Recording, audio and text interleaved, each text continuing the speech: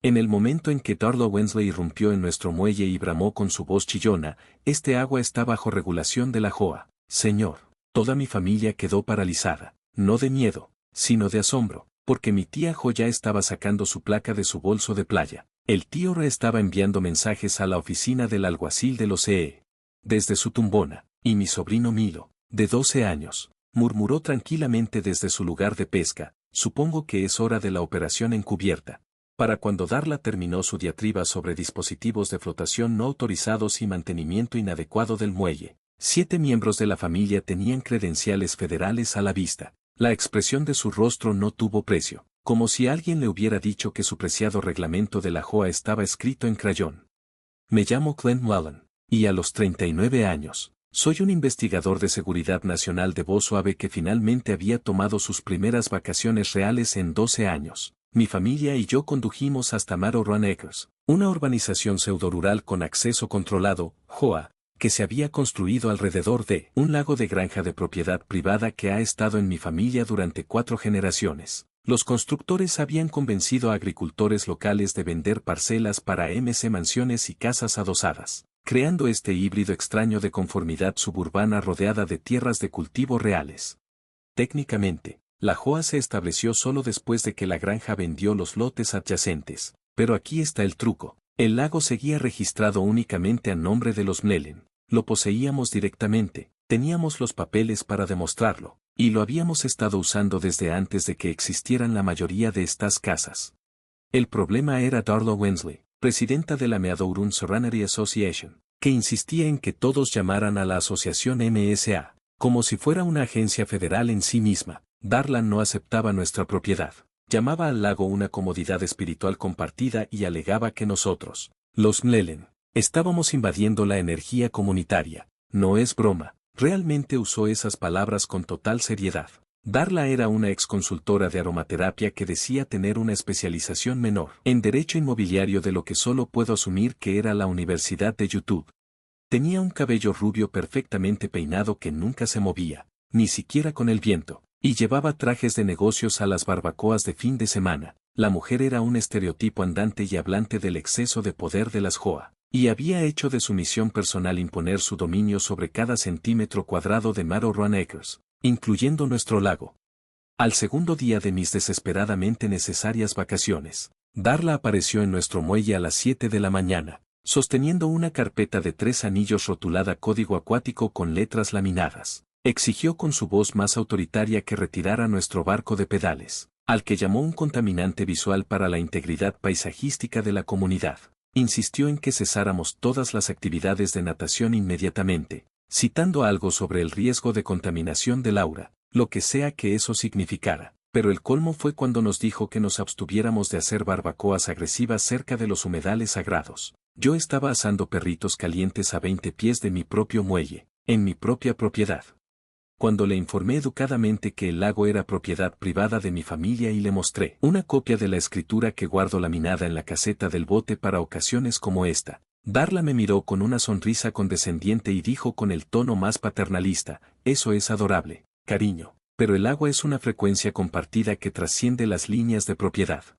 Las cosas escalaron más rápido de lo que se puede decir asociación de propietarios. Empezó a colocar pegatinas de violación de la JOA en nuestros kayaks mientras desayunábamos. Ni siquiera eran pegatinas oficiales. Las había impreso en una tienda de suministros de oficina con dibujos prediseñados de caras enojadas. Instaló un cartel falso de zona restringida de la JOA en el extremo de nuestro muelle, martillándolo a las 5 de la mañana, despertando a toda la familia. Incluso llamó al control de animales cuando nuestro Golden Retriever Jasper nadó a través del lago para buscar una pelota de tenis. Su informe oficial, que obtuve después a través de un amigo, describía a Jasper como una sospechosa bestia acuática dorada que perturba la paz del agua local. El pobre oficial de control animal que apareció echó un vistazo a Jasper moviendo la cola y preguntó si era una llamada de broma.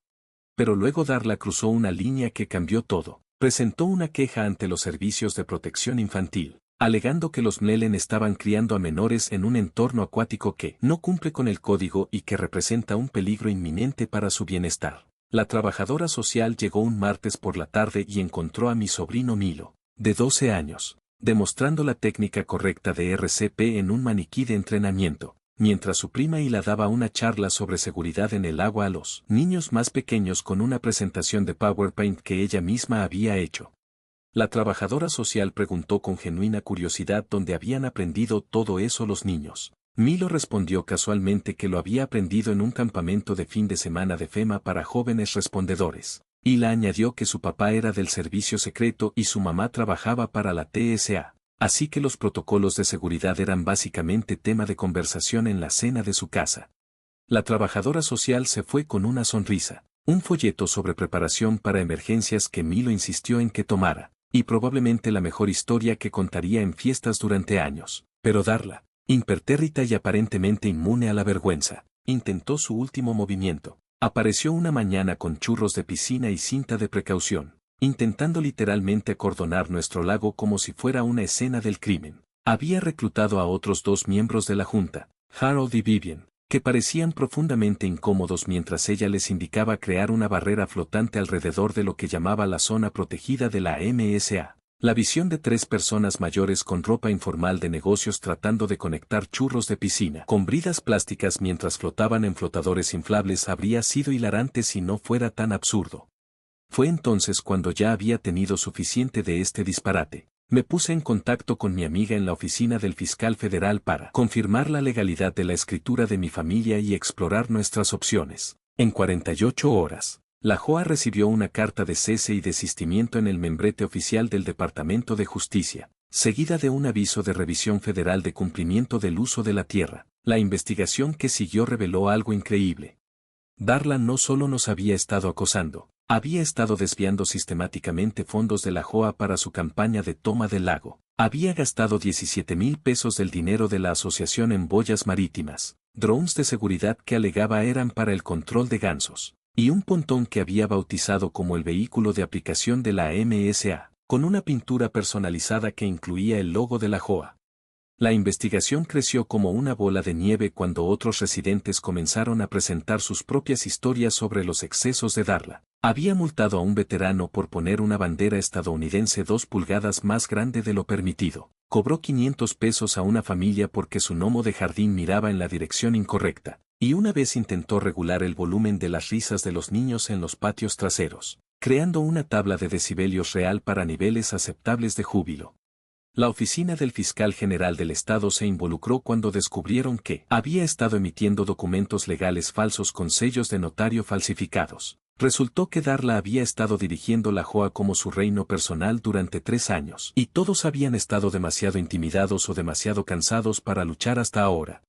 Los federales llegaron un jueves por la mañana, no en furgonetas negras con sirenas, sino en sedanes discretos con carpetas y una cortesía calmada y aterradora que solo los agentes federales pueden dominar. Entrevistaron a residentes, revisaron registros financieros y documentaron cada violación con precisión metódica. Darla fue finalmente acusada de allanamiento federal a nuestra propiedad, mal uso de fondos comunitarios que excedían los 10,000 pesos, suplantación de la autoridad policial por las placas falsas que había hecho para la tripulación del vehículo de aplicación de la MSA. Y lo más extraño, algo que el fiscal llamó intento de manipulación de límites acuáticos por intentar redibujar las líneas de propiedad para incluir derechos sobre el agua.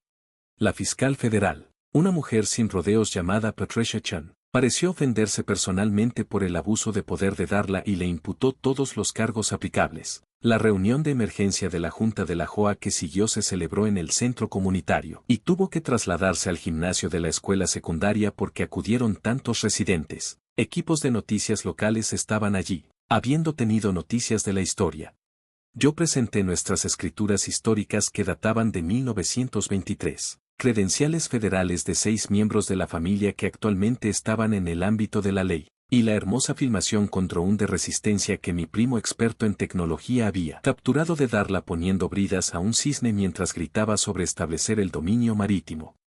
Toda la sala estalló en aplausos cuando la Junta votó unánimemente para remover a Darla como presidenta. Su rostro pasó del rojo al púrpura y luego a un tono que solo puedo describir como Borgoña apoplético. Se puso de pie, me señaló con un dedo tembloroso y chilló que nos arrepentiríamos de esto cuando los valores de las propiedades se desplomaran sin su guía.